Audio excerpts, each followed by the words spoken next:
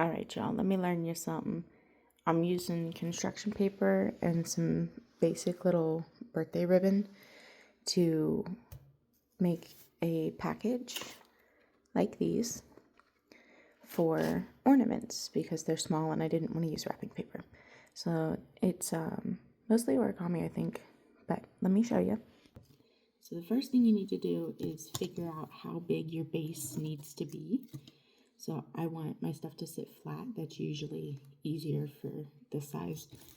And so you need to find your stack. And then you need to find the center of your paper. Let's get you back because I don't think I can zoom out with my camera in this mode. So you don't need a whole crease, but you do need to line up your edge and then just poke. And then the other way, line up your edge, not a full crease, poke. And now your paper will have a small, there you go, you can see it, a small X in the center. So you got to take your stack, or if you're doing just one ornament, then you're one ornament. And you need to center it on that mark, and then find the edges that you need. And just same thing, one little poke. You don't need a whole line crease just yet. Mark where your edges need to be. And this helps with turning into a square the fact that I have these odd shapes, so I don't have to worry about measuring the exact edge with a ruler. I can just line it up and get my exact edge that way. So then you're going to come to each crease and you're going to then line up your edge to make sure that you get a straight line by lining up these two, and make yourself a nice sharp crease all the way across. And pivot. Find that one's line.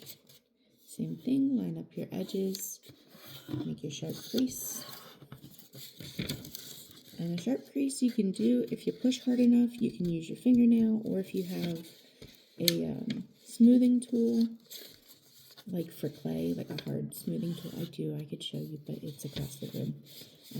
You could use that to press this crease. So if you want to use your nail, you can use your fingernail, but that's gross. You're going to get stuff up under your nail.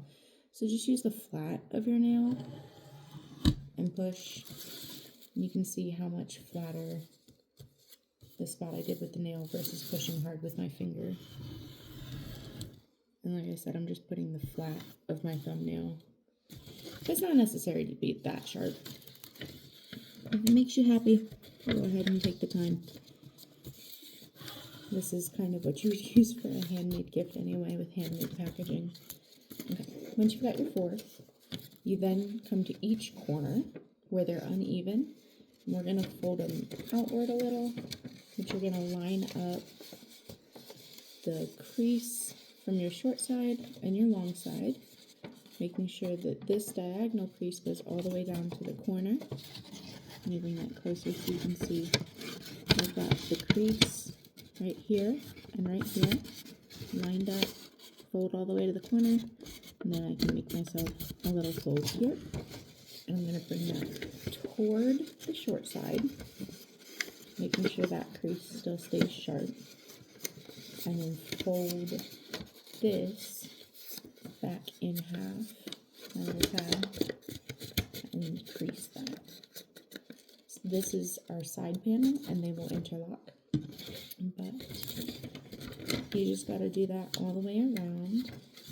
I find it's a lot easier for me to do while I'm flat, so I am going to get my nice sharp crease that way. And you don't have to pick up the project. You can just kind of push that out of your way to do that fold over and then folding back. Your short side, remember I said we're going to always pull that fold toward the short side, so you will change directions.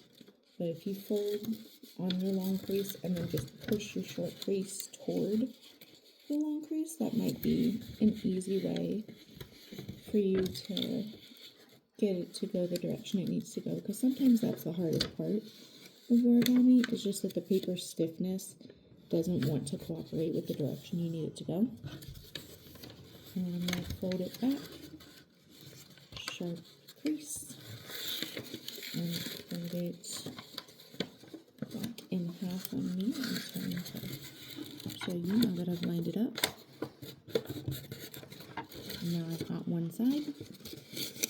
We're going to line them up like this in the end and then roll down our bag. So back over to this side. Let's go ahead and short crease to long crease, sharp crease. Make sure our base is not getting creased. Oh, hello. Tostada, my love, you're not helpful. Toasty roasters, I'm gonna need you to quit, ma'am. Yeah. Tell me all about it. Oh. Hi, toast. We're all creased. Ma'am, my chapstick, no. All right. Say goodbye, toast. So then we'll go ahead and put our ornament right in the base, nice and center. And folding in those side creases, you just tuck one into the other so that these little middle creases line up. And one into the other. And if you didn't get it exactly center, not a big deal. I would just start rolling the top that direction. So I'm going to do it backwards so that you can see, because it's not terribly difficult to do this step. I am prepping it to be rolled by just kind of squeezing down the crease. I'm not squeezing very hard. And then we need to roll the top. Do give this a good crease. And then roll it again. And you're going to roll it all the way down until you are satisfied with it. Because I've got a stack, I don't really have a ton more space to do another roll. Like I really could, but then it goes super flat. So I am going to go back with this, just the 3 rolls. When I let go, it holds itself mostly, but we're going to take some ribbon.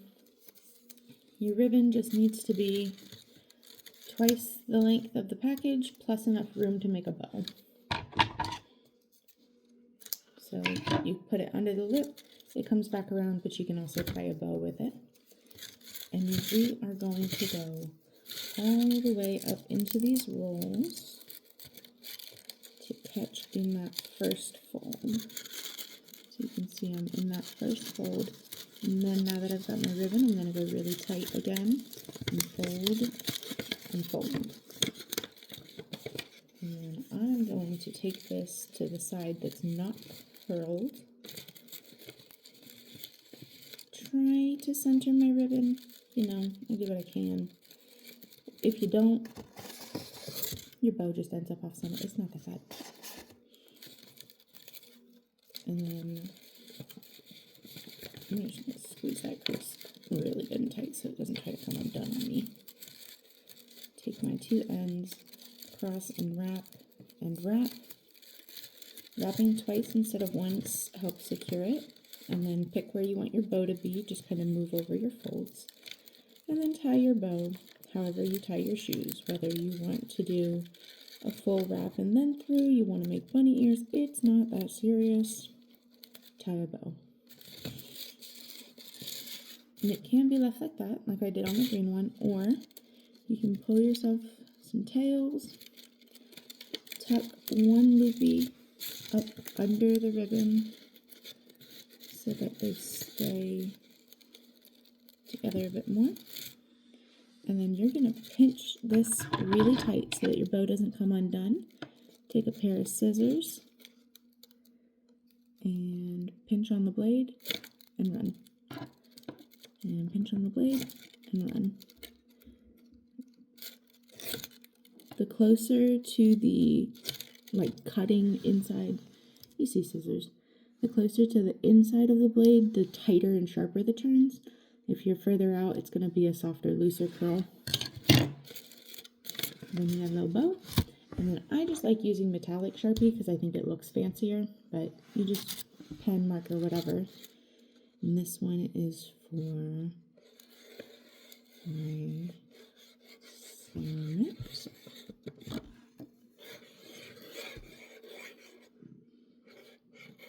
I just sign with a heart. I hand deliver these gifts. Toast, baby? Not helpful. Okay.